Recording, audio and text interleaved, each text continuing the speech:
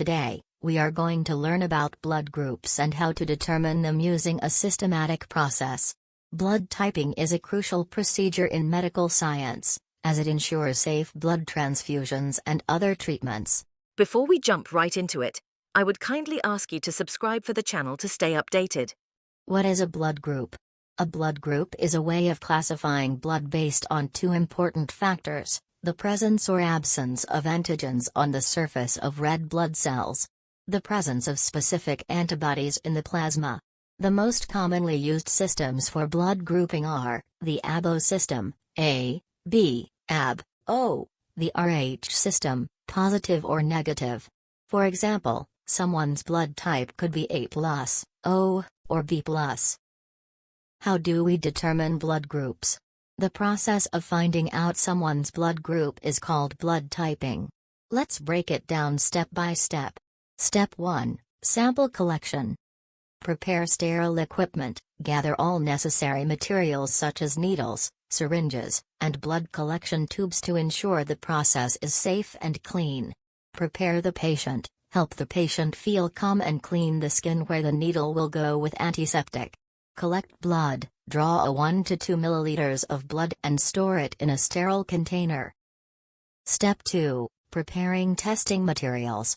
Reagents. Use special solutions called anti-A, anti-B, and RH reagents. These will help us identify the antigens in the blood. Slides or plates. Use a clean glass slide or a blood typing plate with Wells other tools, have mixing sticks, saline, and a microscope ready if needed. Step 3. Testing for the ABO group. Now we'll test the blood to find out if it belongs to group A, B, AB, or O. Place blood drops, put separate drops of the blood sample on different parts of the slide or in different wells. Then, add reagents, add a drop of anti-A reagent to one blood drop. Add a drop of anti-B reagent to another blood drop. Mix, use separate sticks to mix the blood and reagents. Next, look for agglutination. If the blood clumps with anti-A reagent, it contains the A antigen. If the blood clumps with anti-B reagent, it contains the B antigen. If there's no clumping, the blood type is O. Step 4. Testing for the RH factor. Next, let's determine if the blood is positive or negative for the RH factor. Add anti-D reagent, add a drop of anti-D reagent to another drop of blood. Then, observe, if the blood clumps, the RH antigen is present, the blood group is RH positive. If there is no clumping, the blood is RH negative. Step 5. Understanding the results. Let's organize the results in a table for clarity.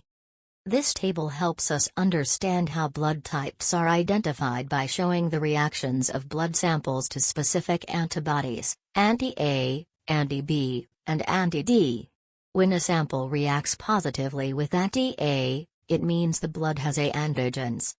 If it reacts positively with anti-B, it has B antigens, and if it reacts with anti-D, it has the RH factor, making the blood type RH positive. By combining these reactions, we can determine the specific blood group. For example, if the sample reacts with anti-A and anti-D but not anti-B, the blood type is A positive. If there are no reactions at all, the blood type is O negative. This process helps ensure the correct blood type is identified for safe transfusions and medical procedures. Step 6. Recording and sharing results. Once you've determined the blood group, write it down carefully. Inform the patient or share it with a doctor who requested the test. Precautions to follow: always use sterile equipment to prevent infections. Handle the reagents carefully to avoid mistakes. Double-check the results for accuracy to ensure the patient's safety. Summary. Blood typing is a simple yet vital process. It helps determine a person's blood group so they can receive safe blood transfusions or organ transplants. By following these steps carefully and taking precautions,